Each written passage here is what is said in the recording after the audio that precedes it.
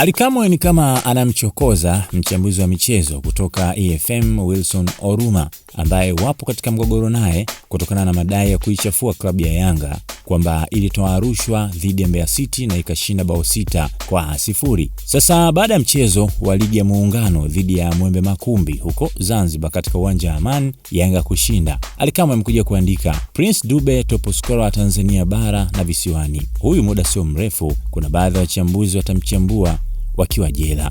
Sasa hii ikafuatiwa na comments zaidi ya 1400, na hapa ni kama alikuwa anamlenga Wilson Oruma kwa sababu ndiye ambaye hadi hivi sasa taarifa zinasema kwamba wamekwisha kupeleka malalamiko katika mamlaka za kisheria ili aende akatoa ushahidi wa tuhuma za rushwa dhidi ya Mbeya City, akituhumu Yanga kwamba ndicho kilichopelekea ushindi wa bao 6-0. Sasa ameandika hiki baada ya Prince Dube kuwa amefunga magoli mawili katika ushindi wa mabao 4 dhidi ya klabu ya Mwembe Makumbi ya Zanzibar.